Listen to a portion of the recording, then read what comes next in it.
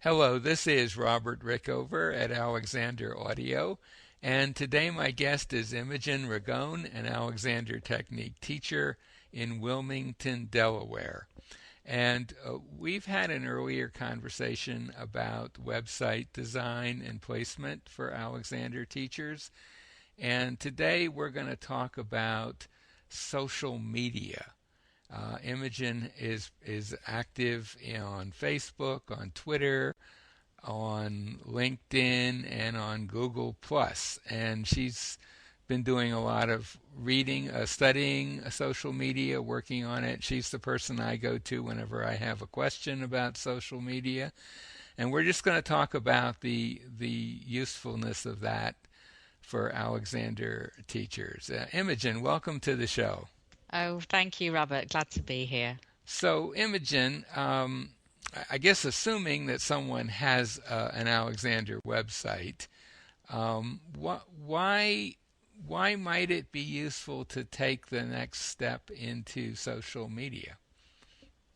Um, well, it's just another way of connecting with, I guess, potential students, but it's also another way to sort of broadcast information about the Alexander technique in general. It's another way for people to connect with you, another way for people to find you. Um, And and it's lots of it's and lots also of it's people are also a doing good it. way to find out what's going on in terms of Absolutely. new websites and new developments in the Alexander world. Yeah, if you want to keep up with what's going on in the Alexander Technique, world, or things that could affect the Alexander Technique community or things that we do, it's a really can be very useful, a very current way to keep up to date. Yes. Right. And for someone who's just, they got a website. Hopefully, they're getting some students from it, and they want to kind of increase their reach, as it were. What would you suggest as the first step or two to take? Yeah, and absolutely the first step, which you just said, is having a website. Obviously, you can use social media, Facebook, Twitter, without having a website, but professionally, it's not going to really do you any good Mhm. unless you have that website, that sort of place that refers back to your professional sort of information about yourself. Exactly. Um, Yeah. so really just wanted to make that clear. I've forgotten what your question was Well, now. the question Yeah. was you got a website and you want to reach out a bit more. What would you suggest? Because it almost seems like, and I sometimes feel this way, and I'm involved in social media, not quite as much as you are, but it almost seems as though there's so many things out there. And I guess the real question is where would Where be to a first, start? hmm? Where to start? Where to start? Yes. Yeah. Um, well, I think either Twitter or Facebook, and I say either because I think a lot of people are probably on Facebook anyway. Hmm. And so if you are, then you already sort of have some understanding of using Facebook. If you're not on anything at all, I would say Twitter is probably an easier place to start because it's just a much simpler environment. Yeah, Twitter makes it extremely easy for you to sign up and get started. It's a very simple platform. It does require that you make posts that are very short, 100 and I guess it's 160 It's characters, 140. 140, but Yeah. there are ways around that in terms of linking to things and so Hmm. on. And Twitter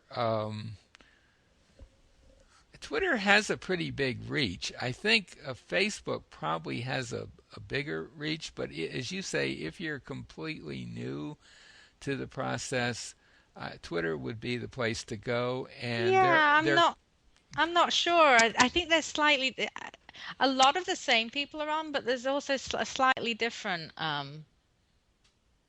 populations, and they're used a little bit differently. There's a sort of a little bit of a definitely a different feel about them. But Twitter, if you're not used to even using technology very much, there's much less to sort of have to learn. Exactly. Yeah. It's I know for me, I think I did have a Facebook page of some sort, but I wasn't really using it, and I spent a fair amount of time on Twitter.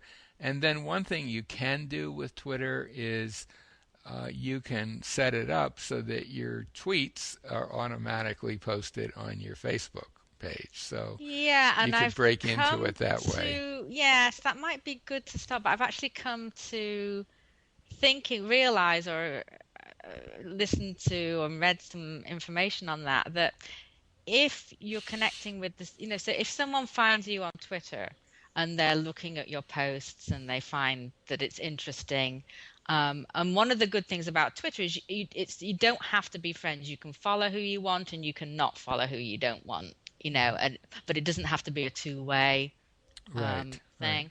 Um, but so say someone starts following you because they like what you've been tweeting and they find it interesting, and then they go find you on Facebook and it's completely identical.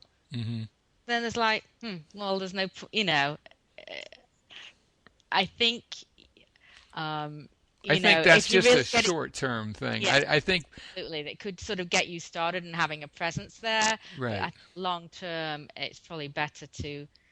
It doesn't mean you don't put any of the same information out there. You probably absolutely would, but it's not having it just be identical.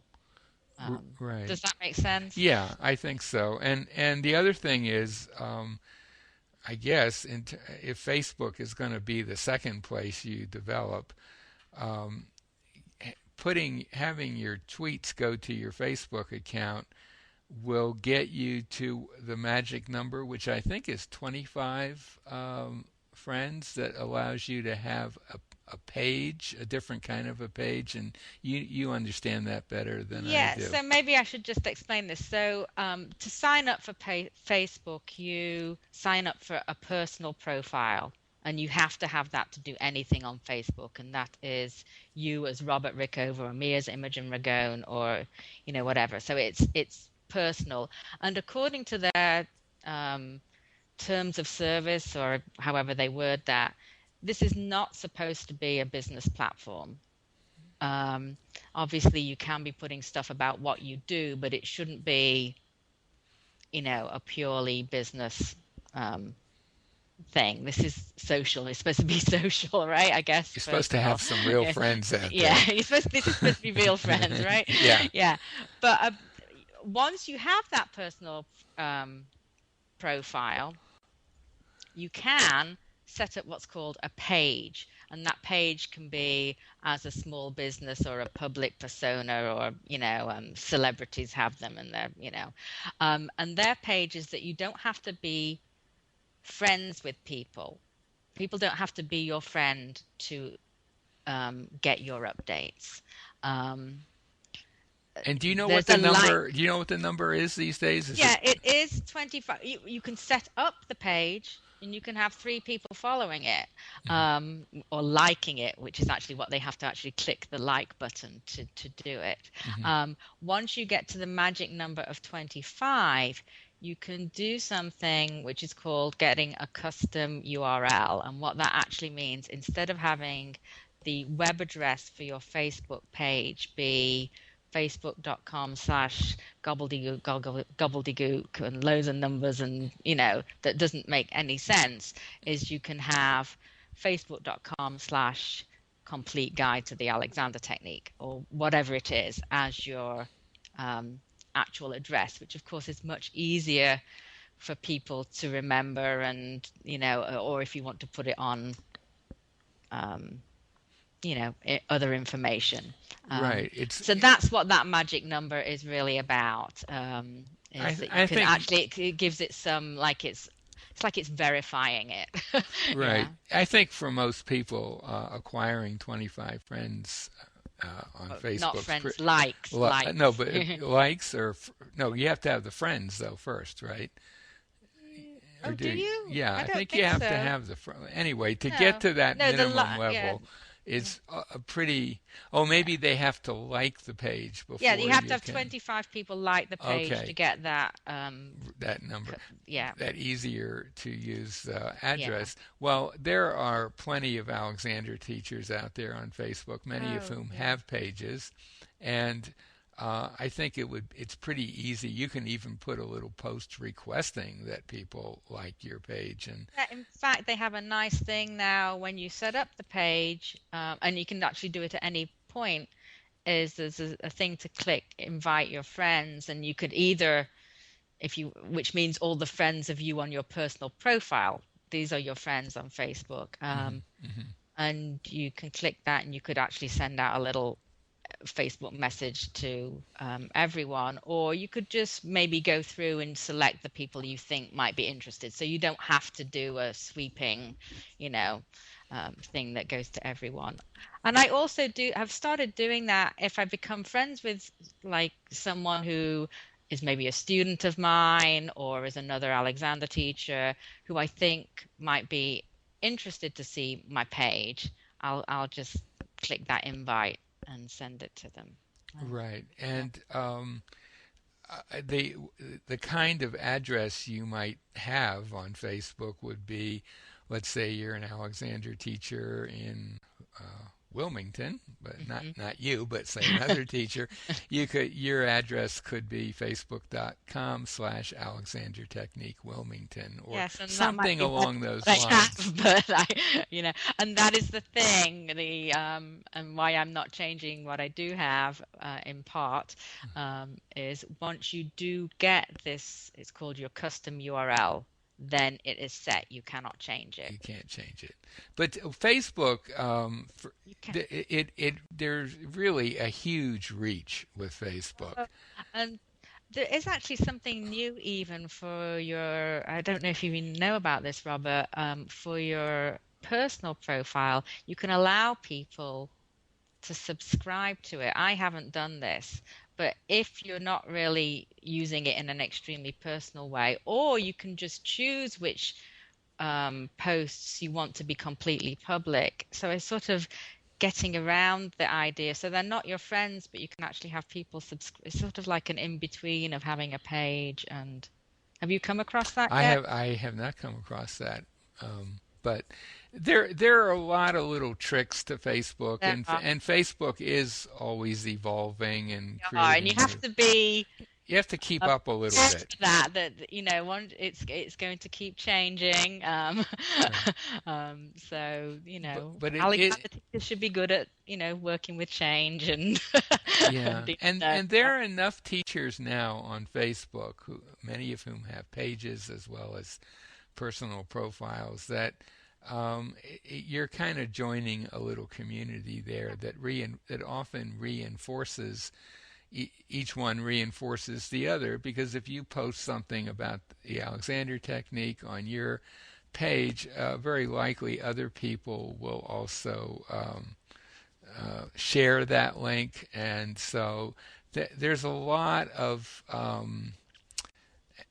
kind of Yeah, you can reach a pretty wide audience pretty quickly. And yeah. I that's think also true of Twitter. Twitter, you can retweet posts and so on.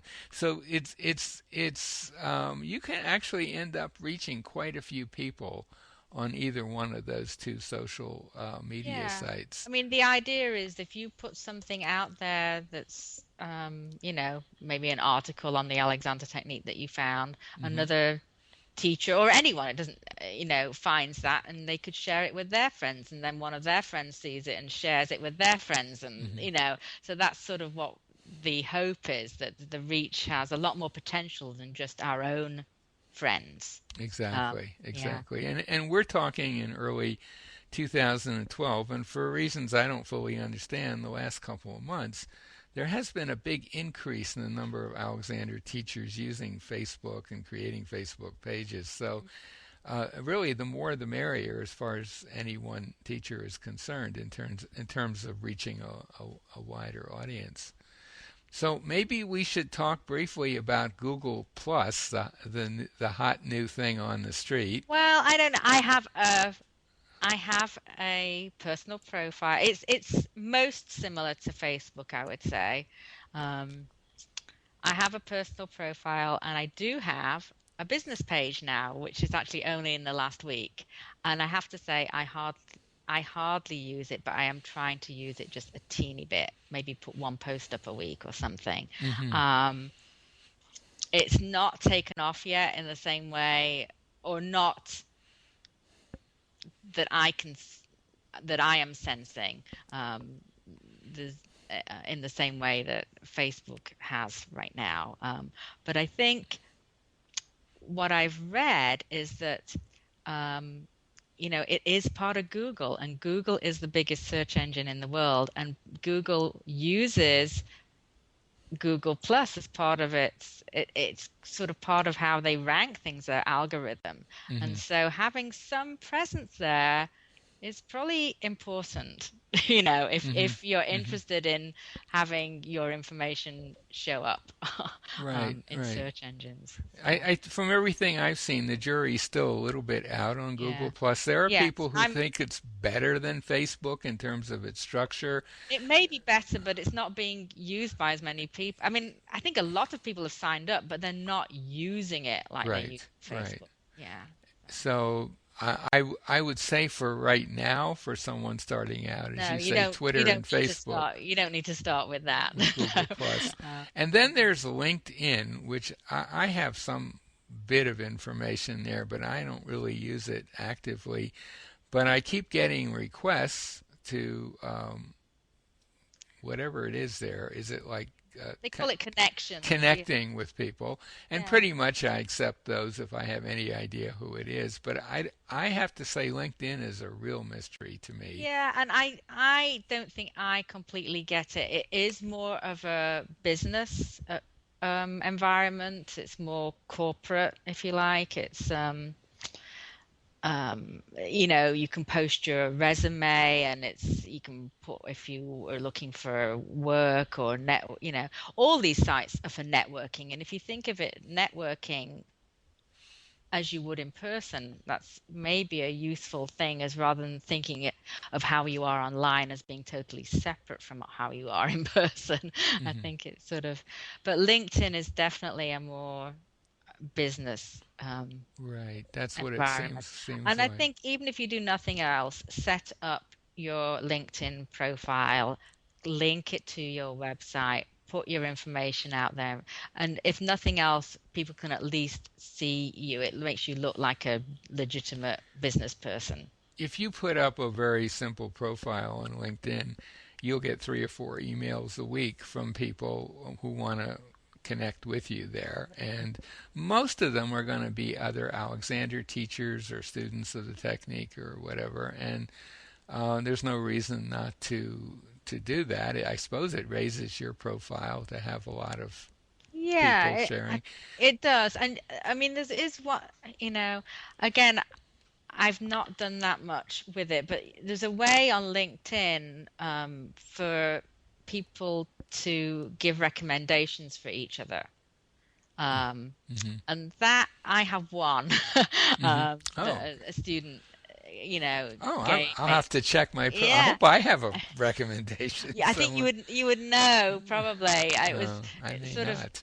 um, um, and it might be worth contacting people that you are connected with on LinkedIn, if you are connected with any of your students or people that you have worked for, if they can give you a simple recommendation, and maybe someone that you feel comfortable recommending yourself, so you can kind of Hmm. and I think that is probably definitely a good thing to have on there. If if people look you up and they can see that people on LinkedIn have actually recommended what you do, Right, you know, right. that's So, is there anything else that we haven't covered on social media that would be worth mentioning? Any other platform that's I can't showing up? really. I mean, there are various other platforms, and I know we're going to talk about YouTube probably in terms of video, but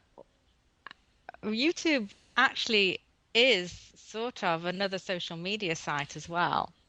Well, it Because is. Yes, because it's. you can subscribe to people's, they call them Hmm. channels, Hmm. and you can comment on their stuff and you can like their, videos, Hmm. and Hmm. it's sort of, but on the other hand, it's the second biggest search engine in the Actually, I world. believe it is the first biggest I now. think it's the second, Is but it?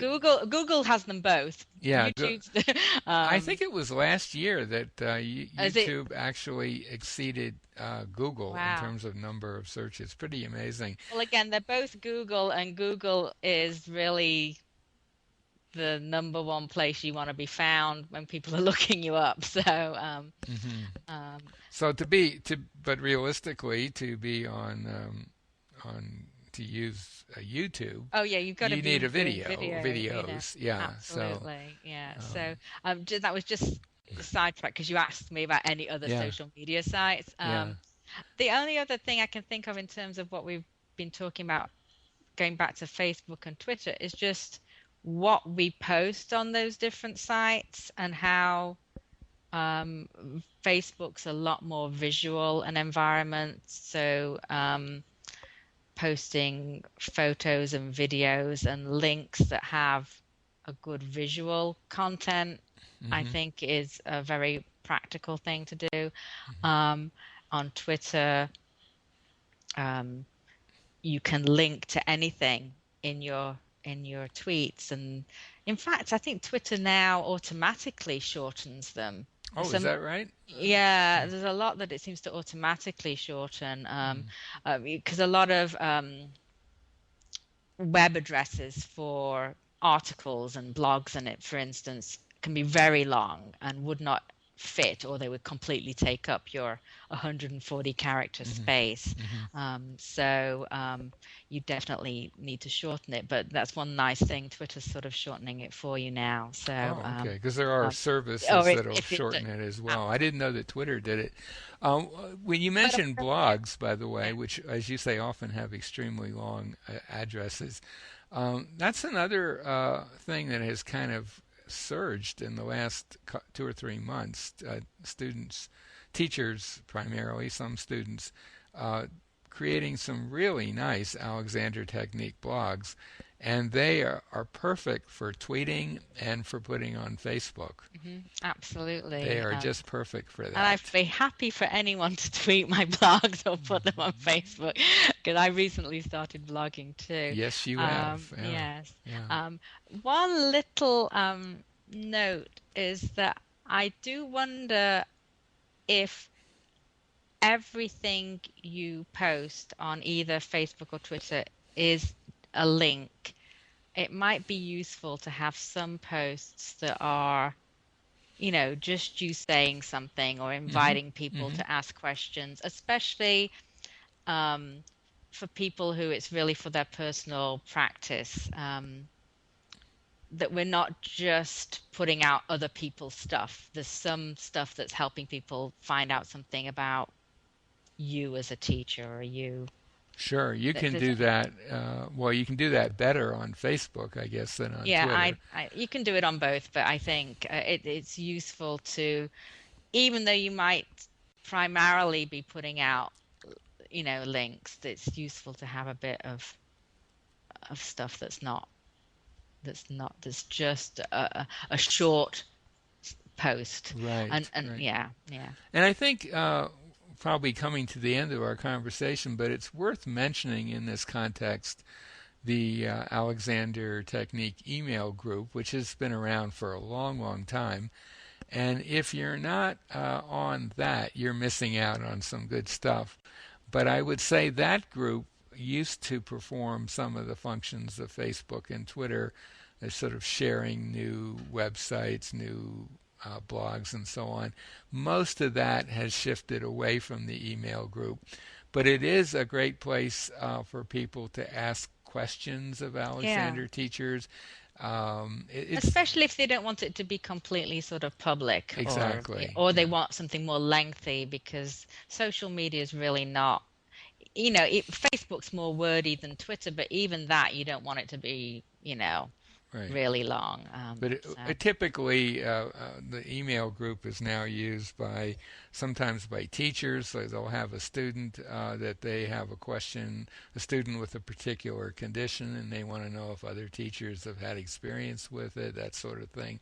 So it is a very useful place to be yeah, on. It's absolutely. fairly quiet most of the time. You're not going to be swamped by emails on that group anymore, and most of the really unpleasant stuff has faded away from that group as well. So it's a good place to be.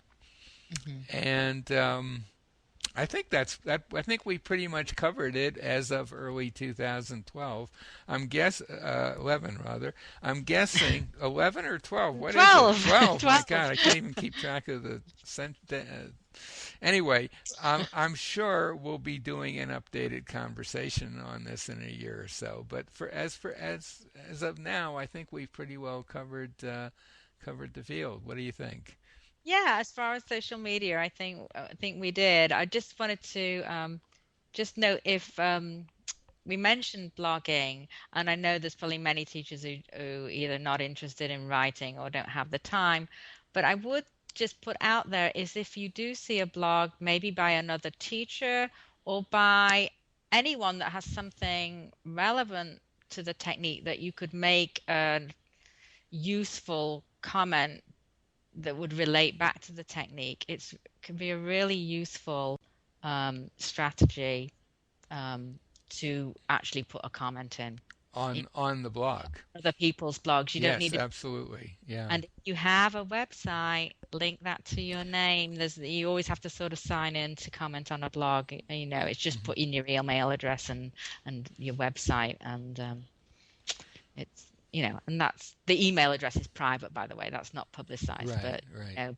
um, But I would say if you are a teacher and you want to explore social media, start slow. Start with Twitter maybe, absolutely.